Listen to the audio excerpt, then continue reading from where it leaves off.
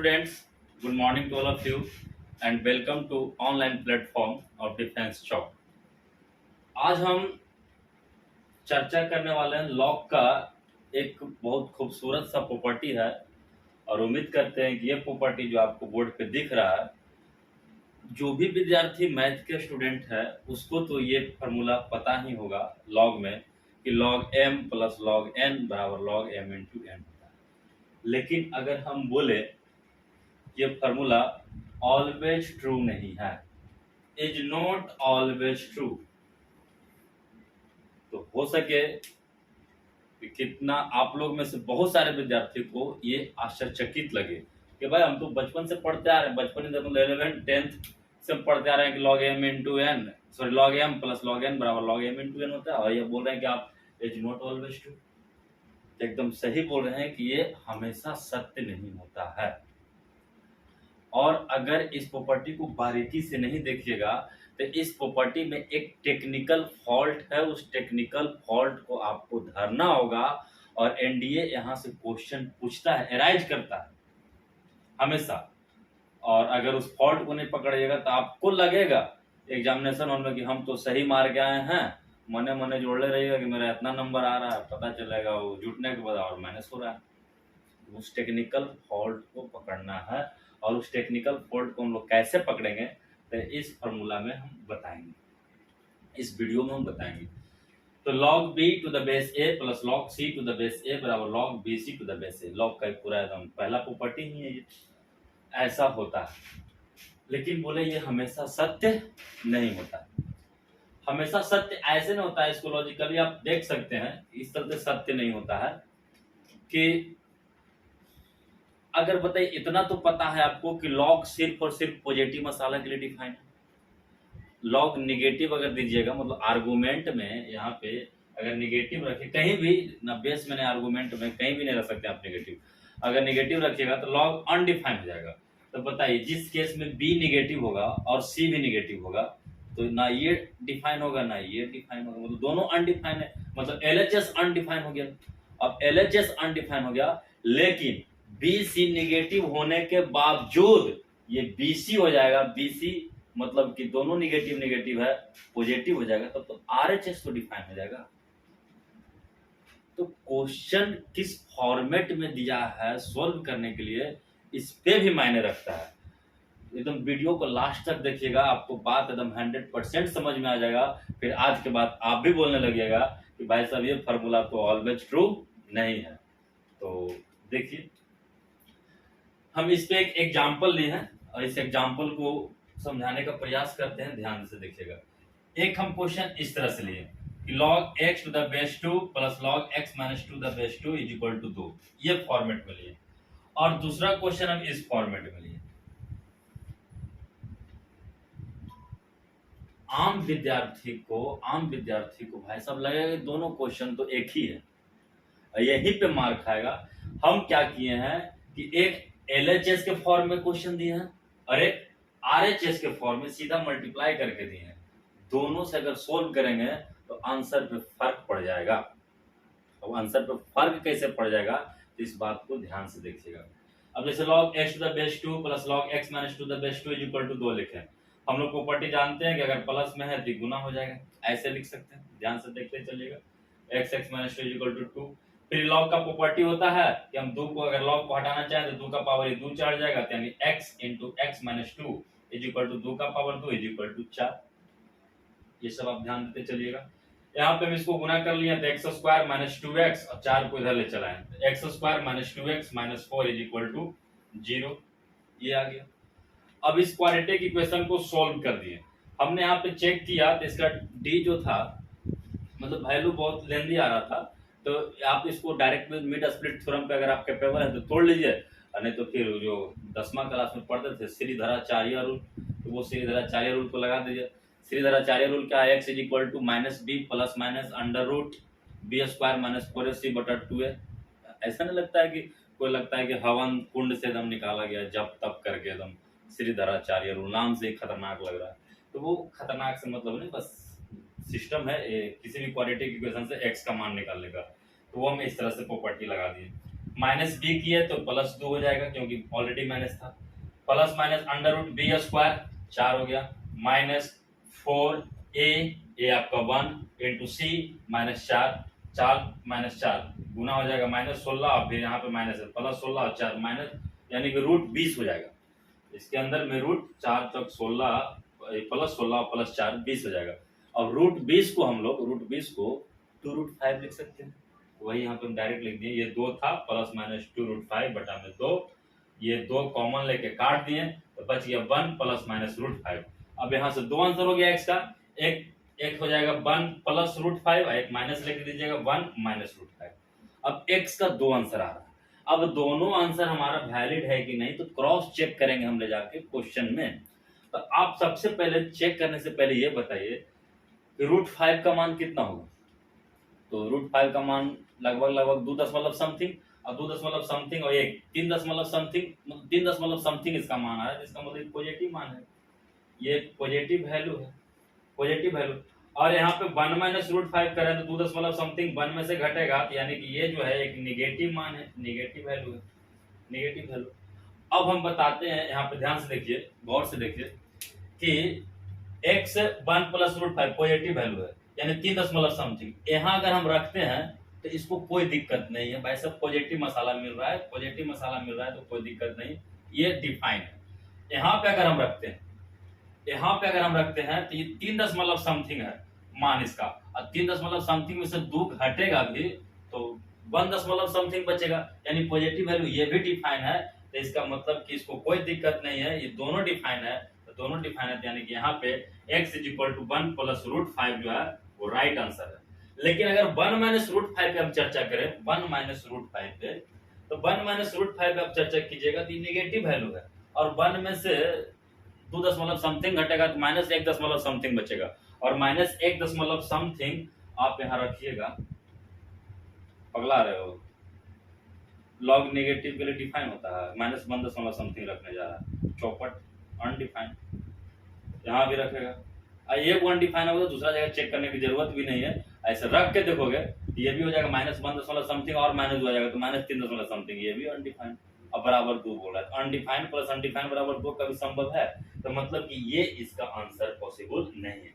1 minus √5 answer से छट जाएगा अगर इस फॉर्मेट में क्वेश्चन रहा तब। अब सेम क्वेश्चन खाली इस फॉर्मेट में रहे, log x into x minus 2 base में 2 = 2, सेम लॉजिक से 2 को इधर भेज दिए, 4 हो गया, क्वाड्रेटिक इक्वेशन सेम आएगा, फिर सोल्व कीजिएगा तो आंसर भी दोनों में सेम आएगा। लेकिन एक बात ध्यान दीजिए कि यहाँ पे 1 प्लस √5 पॉजिटिव वैल्यू है और 1 माइनस √5 नेगेटिव वैल्यू है, लेकिन यहाँ पे कोई दिक्कत नहीं होने वाला है, क्योंकि अगर हम 1 प्लस √5 रख देते हैं, 1 प्लस √5 अगर हम क्वेश्चन में रखते हैं, मेरा क्वेश्चन यहाँ पे इस फॉर्मेट में है, RHS के फॉर्मेट में है, तो अगर हम यहाँ पर रखते हैं पॉजिटिव और ये भी पॉजिटिव, तो पॉजिटिव इंटू पॉजिटिव पॉजिटिव तो फाइनली डिफाइन है। और फिर अगर ये भी हम रख देते हैं नेगेटिव, ये नेगेटिव कितना है, -1 दशमलव समथिंग, 1 और माइनस √5 कितना है, -1 दशमलव समथिंग, तो -1 दशमलव समथिंग यहाँ रखिएगा और फिर -1 दशमलव समथिंग -2, तो अंदर में हो जाएगा -3 दशमलव समथिंग, -3 दशमलव समथिंग और -1 दशमलव समथिंग गुना होगा तो भाई सब प्लस हो जाएगा, माइनस माइनस प्लस हो जाएगा, डिफाइन हो जाएगा। तो इस केस में अगर फॉर्मेट रहा तो आपका ये भी आंसर सत्य है और ये भी आंसर सत्य है, दोनों आंसर हो जाएगा 1 प्लस √5 भी और 1 माइनस √5 भी। उम्मीद रखते हैं कि आपको ये बात समझ में आया होगा कि हम क्यों लिखे थे कि this formula is not always true.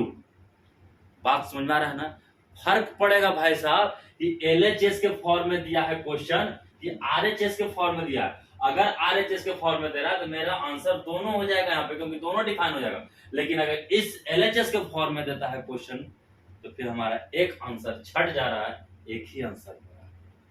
तो आपको पकड़ना होगा कि क्वेश्चन किस फॉर्म में दिया है, इस बात पे दिमाग को रखना होगा, तब हम इस प्रॉपर्टी का पूरी तरह से यूटिलाइज कर पाएंगे। अगर आपको बढ़िया समझ में नहीं आया तो एक बार फिर से वीडियो रिमाइंड कीजिए, पक्का आपको समझ में आएगा ये फार्मूला ऑलवेज ट्रू क्यों नहीं होता है। अब इस पे अगर बात समझ में आ गया तो आपको लग रहा होगा कि सर और भी तो ढेर सारा फार्मूला है, तो वहां पे हम लोग भी चेक कर सकते हैं। तो बिल्कुल सेम लॉजिक से वहां पे हम लोग चेक कर सकते हैं। अब ध्यान दीजिएगा, इसको नोट कर लीजिए, आप चाहे स्क्रीनशॉट ले लीजिए।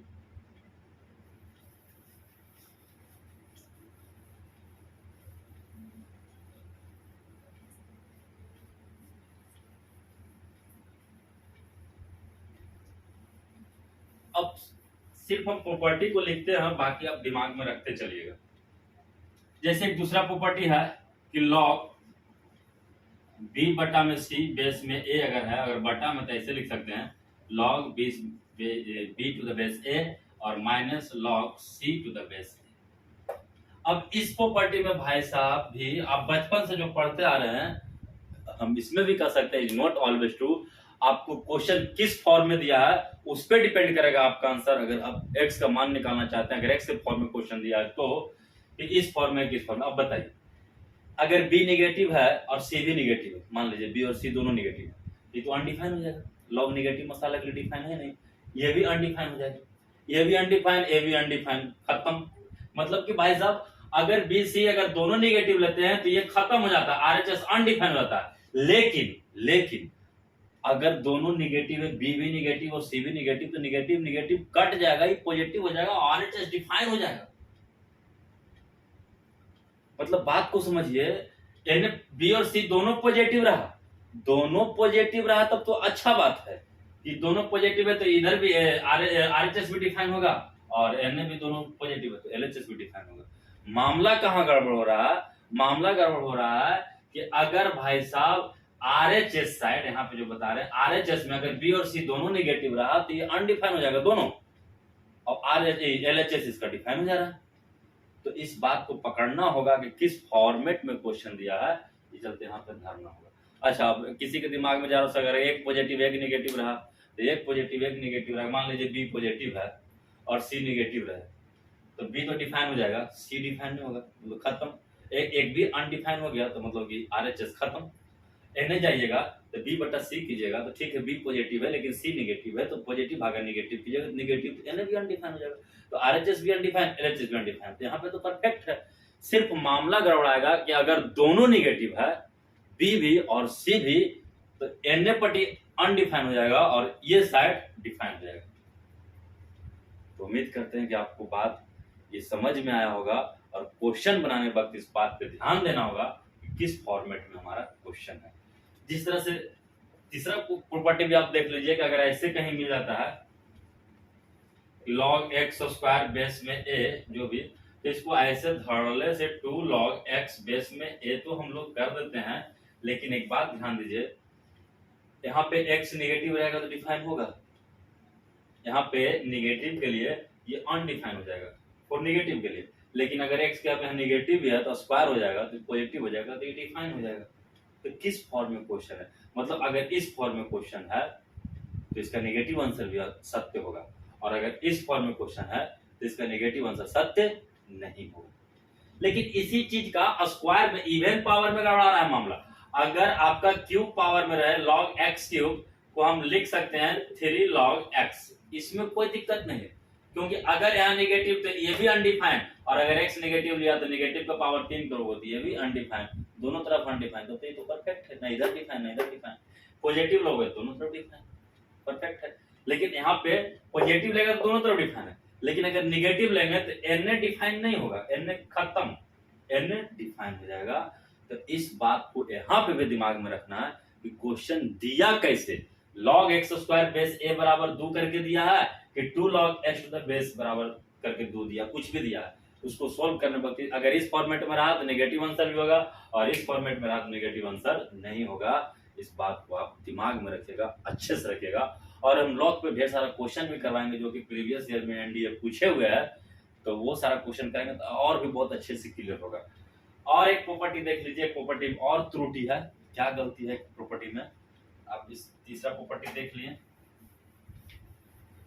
चौथा नंबर प्रॉपर्टी, एक बात और ध्यान देना है कि हम लोग log a to the base b को 1 बटा में log b to the base धड़ल्ले से सब जगह लगा देते हैं। हर जगह तो भाई साहब ही काम कर जाएगा, लेकिन एक जगह फिर काम नहीं करेगा। किसके लिए काम नहीं करेगा? तो 4a = 1। ए अगर 1 रहेगा तो बेस में 1 आएगा भाई साहब, तो लॉग के बेस में 1 डिफाइन नहीं है। जाके पहला वीडियो लॉग में देखिए, पूरा डिटेल से बताया गया है कि भाई साहब लॉग बेस में 1 अलाउ नहीं करता है, ये तो अनडिफाइन हो जाएगा। लेकिन अगर यहाँ 1 रखते हो आर्गुमेंट में 1, तो इसका तो मान 0 दे देगा, तो ये डिफाइन हो जाएगा। तो बस ये बाकी सारे के लिए वैलिड है, बस एक जगह अनवैलिड रहता है, ए बराबर 1 के लिए। बाकी फिर आपका जो 10 प्रॉपर्टी पढ़ा गया वो सभी जगह वैलिड है। बाकी ये 4 प्रॉपर्टी में त्रुटि था, इस 4 प्रॉपर्टी को हम बताने का प्रयास किए एक अलग वीडियो में, सेपरेट वीडियो में, तो आप इसको भी समझने का प्रयास कीजिए, क्योंकि क्वेश्चन किस फॉर्म में देगा उस पर डिपेंड करेगा। किस फॉर्म करने का मतलब LHS के फॉर्म में दे रहा है कि RHS के फॉर्म में, मतलब कि log A plus log B के फॉर्म में दे रहा है कि log AB के फॉर्म में दे रहा है। इस बात को आप यानी मतलब कहने का मतलब कि log M into n के फॉर्म में दे रहा है कि log M plus log n के फॉर्म में दे रहा है, इस बात पे डिपेंड करता है, आंसर आपका निर्भर करता है। तो चलिए, मोर देन सफिशिएंट है, इतना बात दिमाग में रखिए। बाकी जो भी 10 प्रॉपर्टी लिखवाया ना, वो 10 प्रॉपर्टी में यही 4 प्रॉपर्टी में त्रुटि था, बाकी 6 प्रॉपर्टी एकदम परफेक्ट है। धड़ल्ले से लगाइए, कहीं भी लगाइए, कैसू लगाइए, कोई दिक्कत नहीं, दोनों तरीका से हमेशा वो सत्य है। तो चलिए नेक्स्ट वीडियो में मिलते हैं इसी उत्साह उमंग के साथ, तब तक के लिए जय हिंद, जय भारत।